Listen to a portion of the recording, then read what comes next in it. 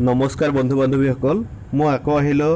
এইবাৰ আপোনালোকলৈ লৈ আহিছোঁ প্ৰখ্যাত আমেৰিকান লেখক ডেল কাৰ্নেগীৰ এখন গ্ৰন্থ, অসমীয়া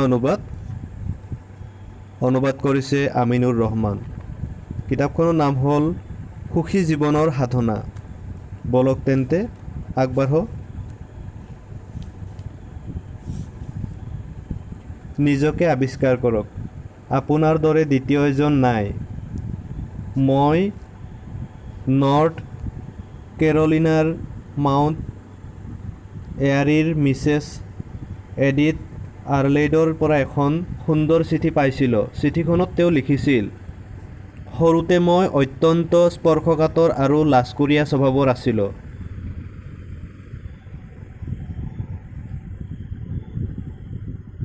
বয়সৰ তুলনাত মোৰ ওজন আছিল বহু বেছি আৰু মোৰ ফুলা ফুলা গাল দুখনৰ বাবে মোক আৰু বেছি শকত দেখাইছিল। মোৰ আই আছিল পুৰণি ধ্যান ধাৰণাৰ। তেওঁৰ মতে ধুনীয়া কাপোৰ চিলোৱাটো এটা মূৰ্খামিৰ কাম। তেওঁ সকলো সময়তে কৈছিল ঢিলা কাপোৰে ভালদৰে গা ঢাকিব পাৰে আৰু টানকৈ চিলোৱা কাপোৰ সোনকালে ফাটে। সেয়ে তেওঁ তেওঁৰ পচন্দমতে মোক কাপোৰ পিন্ধাইছিল।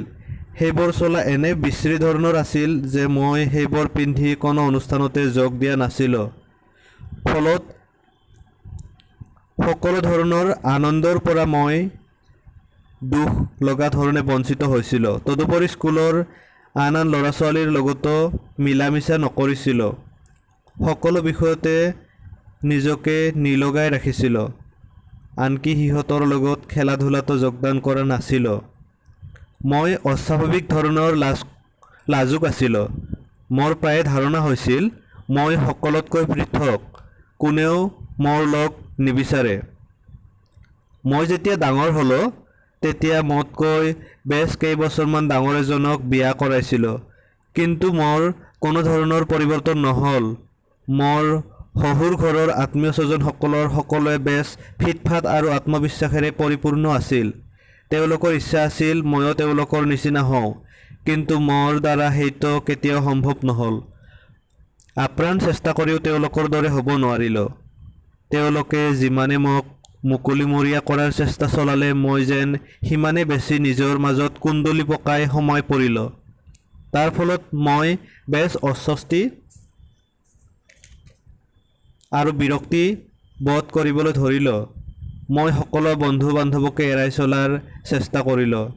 অৱশেষত অৱস্থা ইমানেই বেয়া হৈ পৰিল যে দুৱাৰৰ টিলিঙাৰ শব্দ শুনিলেও মই নিজৰ ঠাইৰ পৰা লৰচৰ কৰা নাছিলোঁ, বৰং আগন্তুকৰ পৰা নিজকে লুকুওৱাৰ চেষ্টা কৰিছিলোঁ। আগন্তুকৰ আগত নোলোৱাৰ সকলো ধৰণৰ চেষ্টা কৰিছিলোঁ।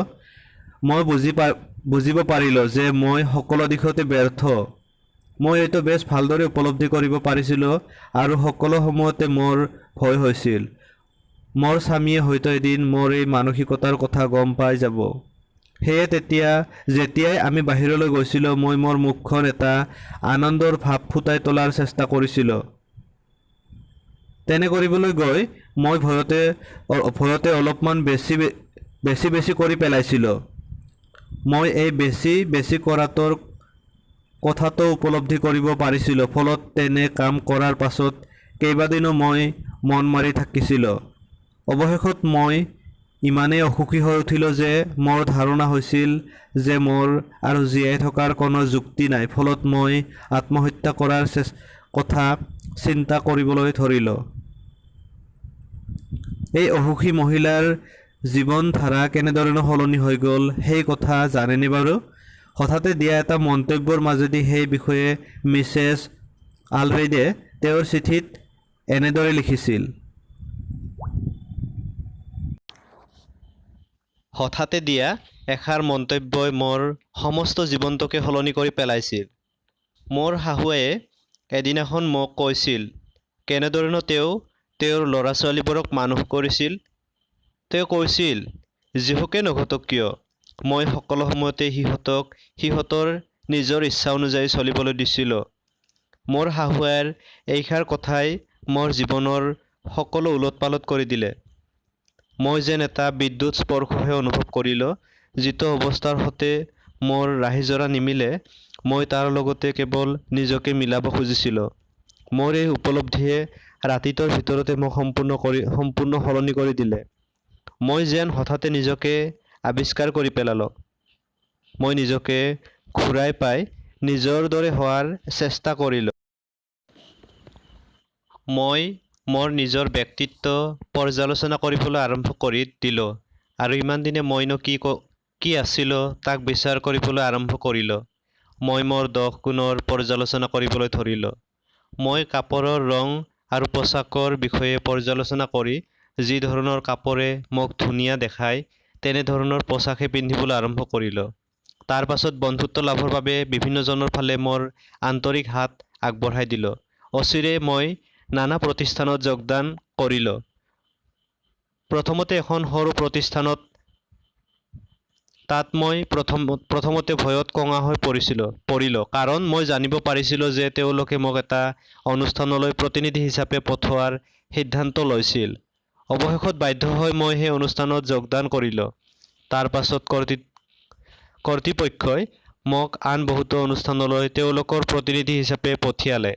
সেইবোৰ অনুষ্ঠানত মই স্বাভাৱিকভাৱে কথা ক'ব লগা হৈছিল। তেনেদৰে অলপকৈ কথা কৈ মই মোৰ সাহস, আত্মবিশ্বাস, কথা কোৱাৰ ক্ষমতা আৰু মানুহৰ লগত মিলা-মিছা কৰাৰ সাহস বৃদ্ধি পালে। মোৰ এনেধৰণৰ পৰিৱৰ্তন হ'বলৈ বেছি সময় লাগিছিল। কিন্তু আজি মই যি পৰিমাণে সুখী সি কোনোকালে সম্ভৱ হ'ব বুলি সপোনতো ভবা নাছিলোঁ। মোৰ নিজৰ ল'ৰা-ছোৱালীবোৰক মানুহ কৰি তুলিবলৈ মই সিহঁতক বিশেষভাৱে ইয়াকে শিকাইছিলোঁ যে নিজৰ বিচাৰ বিবেচনাৰেহে সকলো কাম কৰিব লাগে। আনক সন্তুষ্ট কৰিবলৈ গৈ নিজৰ আত্মবিকাশত যেন কোনো ধৰণৰ ব্যাঘাত জন্মোৱা নহয়। জীৱনত মই যি তিক্ত অভিজ্ঞতা লাভ কৰিব লগা হ'ল আৰু তাৰ পৰা মই যি শিক্ষা লাভ কৰিলোঁ সি হ'ল যিহকে নঘটক কিয় সকলো সময়তে নিজৰ দৰে হোৱাৰ চেষ্টা কৰা উচিত। নিজৰ মতে হোৱাৰ ইচ্ছাৰ এই সমস্যা মানৱ সভ্যতাৰ ইতিহাসৰ সমান পুৰণি। কথাষাৰ কৈছিল ডক্টৰ জেমছ গৰ্ডন গেইলটিয়ে। এই সম্পৰ্কে তেওঁ আৰু কিছু মূল্যৱান কথা কৈ গৈছে। তেওঁ কৈছে, মানুহৰ এই সমস্যাটো মানুহৰ জীৱনৰ দৰে সাৰ্বজনীন। নিজৰ দৰে হ'ব নোৱাৰাৰ এই সমস্যাটো বহু জটিল মনোবিকলন আৰু মানসিক অশান্তিৰ আঁৰত ৰৈ গৈছে।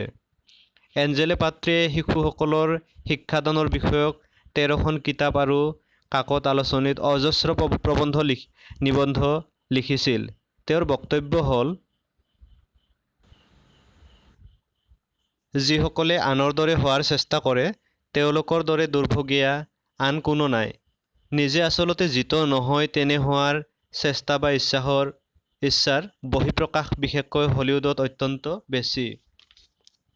হলিউডৰ এজন পুৰণি বিখ্যাত পৰিচালক ছেম উডে কৈছিল যে উদীয়মান অভিনেতাসকলক লৈ তেওঁৰ আটাইতকৈ বেছি সমস্যা আছিল এয়ে যে তেওঁলোকৰ নিজৰ দৰে গঢ়ি তোলা। সমস্যাটো হ'ল তেওঁলোকৰ সকলোৱে বিচাৰিছিল লানা টাৰ্নাৰ বা ক্লাৰ্ক গেবলৰ দৰে অভিনয় কৰিবলৈ। অৰ্থাৎ তেওঁলোকে টাৰ্নাৰ বা গেবলৰ অনুকৰণ কৰিব বিচাৰিছিল। পৰিচালক ছেম উডে তেওঁলোকক বুজোৱাৰ চেষ্টা কৰিছিল যে দৰ্শকসকলে তো ইতিমধ্যে সেই বিখ্যাত অভিনেতাসকলক আৰু তেওঁলোকৰ অভিনয় চাইছে। এতিয়া তেওঁলোকে নতুন কিবাহে চাব বিচাৰে। গুড বাই মিষ্টাৰ চিপছ আৰু ফৰ হুম দ্য বেল টলছৰ দৰে চলচ্চিত্ৰ পৰিচালনা আৰম্ভ কৰাৰ আগতে ছেম উডে বহু বছৰ ধৰি সম্পত্তি বেচা-কিনা কৰাৰ কাম কৰিছিল। তেওঁৰ কাম আছিল ব্যৱসায়ৰ কামত ব্যক্তিত্ব প্ৰস্তুত কৰা। তেওঁ ক'ব বিচাৰিছিল যে ব্যৱসায় জগতত যি নীতি চলে ঠিক সেই নীতিয়ে আকৌ চলচ্চিত্ৰৰ জগততো চলে। মন মানুহৰ দৰে নকল নবিছ হৈ সাফল্যৰ কোনো স্তৰকে স্পৰ্শ কৰিব নোৱাৰি। আনকি ভাটৌ চৰাইৰ লেখীয়া হৈও কোনো লাভ নাই। প্ৰতিজন মানুহে নিজৰ দৰে হোৱা উচিত। পৰিচালক ছেম উডে আৰু কৈছিল, অভিজ্ঞতাৰ মাজেদিয়ে মই শিকিছোঁ যে যিসকল মানুহে তেওঁলোক নিজে যিটো নহয় তাকেই হোৱাৰ অভিনয় কৰে তেওঁলোকক যিমান সোনকালে সম্ভৱ বিদায় কৰাটো বুদ্ধিমানৰ কাম। মই কিছুদিনৰ আগতে শকুনি ভেকুৱাম অইল কোম্পানীৰ চাকৰি সংক্ৰান্ত নিয়োগ বিষয়ক ডাইৰেক্টৰ পল বয়েনটক সুধিছিলোঁ, চাকৰিৰ আবেদন কৰাৰ সময়ত মানুহে আটাইতকৈ ডাঙৰ ভুল কিহত কৰে? তেওঁ যে মোৰ এই প্ৰশ্নৰ সঠিক উত্তৰ জানিছিল সি ধ্ৰুৱ। কাৰণ জীৱনত তেওঁ প্ৰায় ৬০,০০০ৰো অধিক আবেদনকাৰীৰ সাক্ষাৎকাৰ গ্ৰহণ কৰিছিল।